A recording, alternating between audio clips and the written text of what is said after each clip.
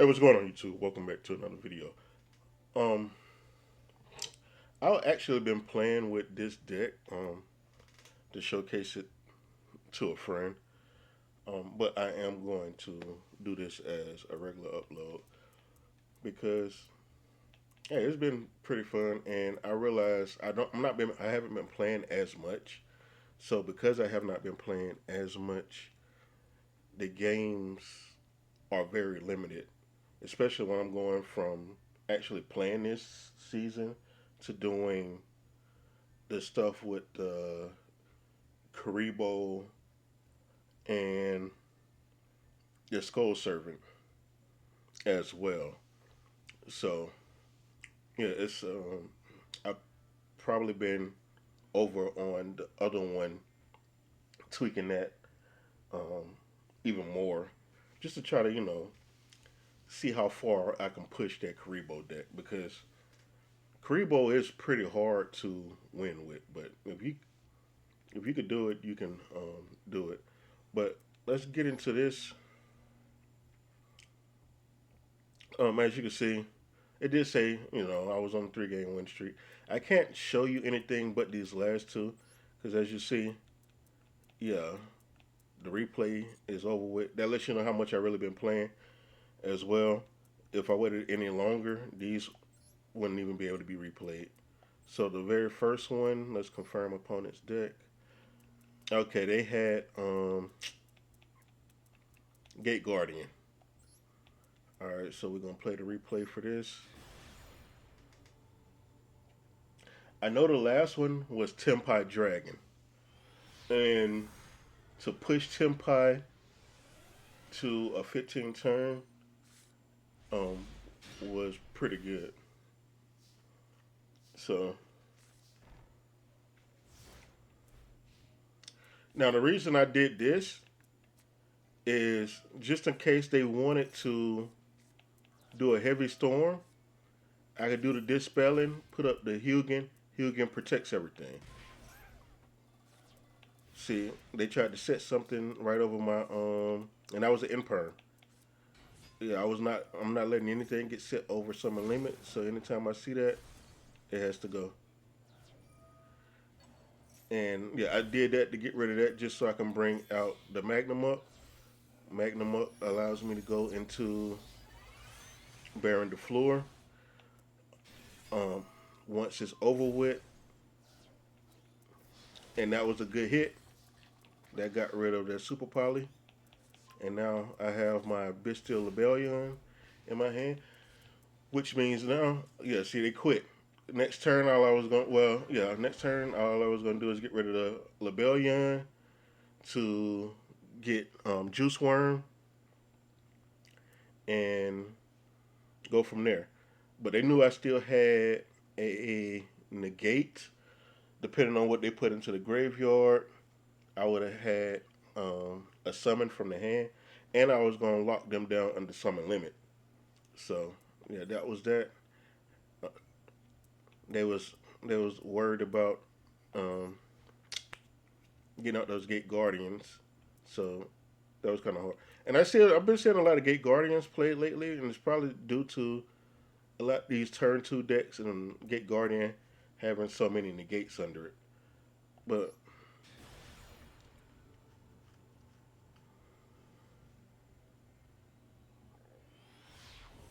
this is Tenpai Dragon. I'll show you what they deck look like after this.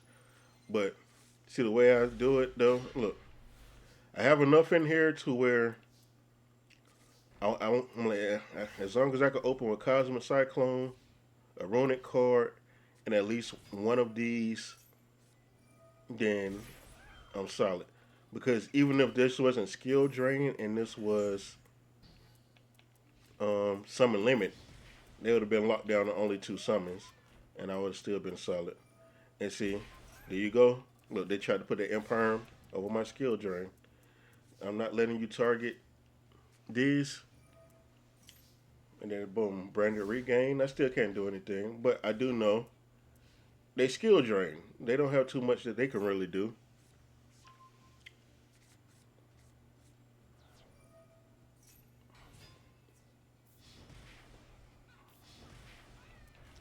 So the only problem with going against all these fire decks is I'm kind of stuck. So I'm just sitting here. Now, skill drain will stop the original ability, but it does have an ability once it hits the graveyard as well. So it's going to get a second ability. That I can't stop.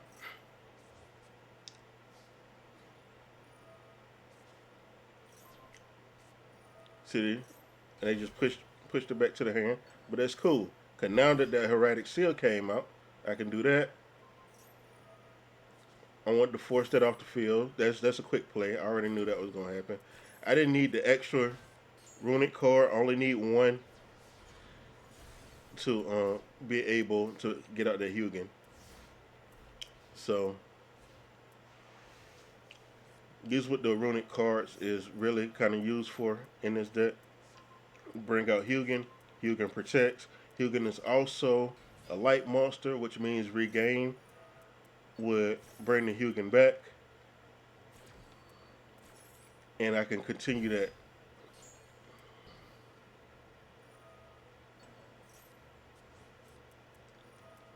Oh, that was an effect Veiler. I made sure they got that effect Veiler back because they can't do anything. This skill drain. The effect Veiler basically a dead card. You can have it back.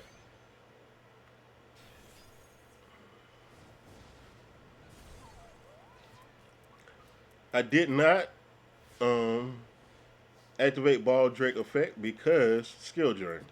I'm like, it makes no point in activating any effects. So get rid of that Ball Drake, put that back, boom. Now I got a new one. Get rid of that. Cause my whole thing is that's the card I was trying to catch, that Feather Duster. That was the card that I was fearing. So now I know Feather Duster is gone.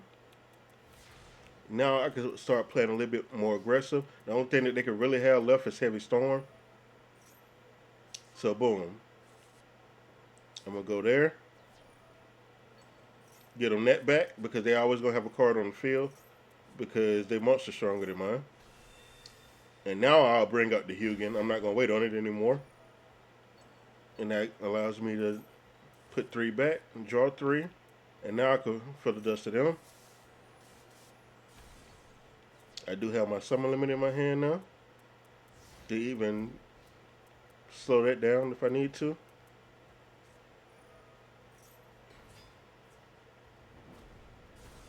Yep, let them destroy that. That comes back. They destroyed that. Now, also with how these work is I can use these to summon these. This is why I don't mind being under Dimensional Fissure. But I also have another play. This right here, boom, and that sends it back, gives me a card, and I get a Bystial out.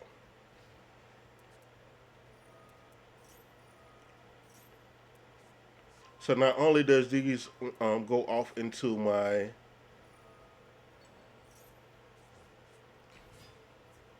what is it, my synchros, but I also use them to get out my Bystials. Get rid of that. Mm-hmm. Let them attack twice. Bring that back. During the end phase, bring Hugin back again.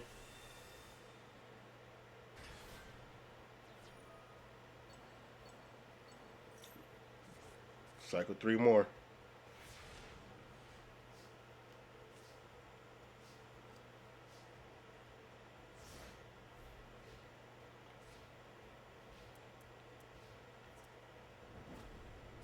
I let them destroy it.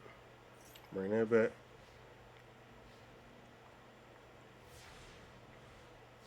Now I could have brought the Hugin back right then, but I wanted them to have more cards just so I could do that.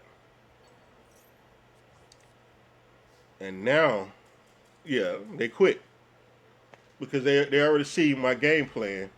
I can keep bringing. I'm gonna always have Bystials because the Bystials ends up getting banished, and I just bring them back, and I always have that card to keep bringing it back, and that's how you take out the Tenpai. So this was their deck, and this is typical Tenpai. They use this to negate your effects, but the way my deck rolls is I'm basically always banking on setting three. So it kind of hurts them because they can't use this effect, and once they get one card on the field, then I start activating my stuff. I said, yeah, a lot of them run one Ghost Ogre. Ghost Ogre takes out any face up. This is the thing. See, when a spell or trap that is already face up on the field activates this effect. I don't use spells or traps that activate after they turn face up. Ghost Ogre cannot Ghost Ogre the cards that I have, except for the Fountain. The Fountain going to the graveyard does not bother me because I can always bring out the Jerry to recycle the Fountain. And then, yeah, this is basically Tenpai stuff. The Ash, the Maxies, the Drool and Lock, the Effect Veiler, the Frame. They use everything because their deck isn't huge. It's just this, like they all can bring each other out. So when all your cards can bring out the other cards, it's easy to run this. And he has a Magnamut. They a lot of them do Nibiru because we in a phase to where a lot of people do a bunch of summonings, which is why the deck that I have, Nibiru becomes irrelevant. Maxi becomes irrelevant, and Drool would be good, but I only really draw towards the end phase with the what is it? The Fountain. Or if I did a draw before, then I could just keep my Runick cards in my hand, only use the ones that I need, and then at the very beginning of their turn, use a Runick card, and then draw off of that. So the draw doesn't really hurt. The Veiler not gonna really hurt because as you see, I use Skill Drain. I'm not worried about the Veilers. The Ash is good, and then boom, yeah, Harpy, and they actually had a heavy, but yeah, I wanted that Harpy Feather Duster because I know everybody running this, and then Heavy Storm. Wanted to get that out of there. Singing Summoning, it's only at two because of the Tenpai deck, so this got knocked down to two. So the moment you get rid of both of them, you kind of good. I think I have a Karibo deck where I played against this. I might be uploading that pretty soon. And I had to get rid of both of those. Three Forbidden Droplets, which is, So, they just run a lot of negates. They run a lot of negates, and it's understandable because that's how you run Tenpai. And this deck is no Maxi, no Ash, no nothing. This is basically these three because they can special summon to get me into my Bystials. I can only run one. I can only run one. I can run three of these. I have three. I only do two. I can run three of these. I only do two. Then I do two Lebellions. And that puts that at 11. Board breaker, board breaker. Harvey Feather Duster for the back row. Board breaker, board breaker, board breaker. A lot of people have monster effects that can activate on your turn. That's where you thrust. thrust into a board breaker. I run a lot of board breakers. If you do anything, I'm gonna thrust into a board breaker. So this is why you want thrust in here. So anytime they do anything, you can thrust right into a board breaker to shut their thing down. That was one of the ones that I could not show you on a replay. They, I think it was,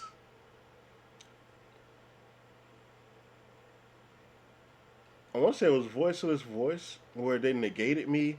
I thrust her into Dark Ruler to negate the Sovereigns that they had on the field as well. And then I started to make my plays from there. So, yeah, Dimensional Fissure, because as you see, I don't care about them getting banished. Allure, I really never ever get it out because I prioritize Hugin over Munin because while Munin can protect a runic card from being targeted, Hugin is just blanket protection. So, and then the Cyclone, I have three of them. I only do two because I wanted to keep this deck as close to 40 as possible. And Skill Drain and Summon Limit. Skill Drain because it takes out a lot of other decks, and Summon Limit because it takes out just about every meta deck. And yeah, you just want board breakers. Runick in itself operates like your. This is basically my imperm. So how imperm negates the effect monster, freezing curses negates the effect monster. Uh, this is a card pop. Uh, this allows them to draw, but it banishes four. So this is another cyclone. This is why I only do two cyclones because I use this as a basically my third cyclone. So I use it where I have three single targets, one blanket, and yeah. So with the Runic engine, I use these. I had Droplet in here at one point, but I realized Droplet doesn't.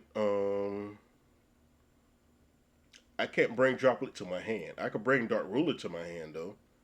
So thrust into Dark Ruler is better than a lot of things because I didn't have a lot of thrust targets because it's a normal spell or trap. I only have so many. These are all my normal spell or traps right here. Oh, besides this one. Well, nope, because no, not that. Just these right here. This is all I have. Six.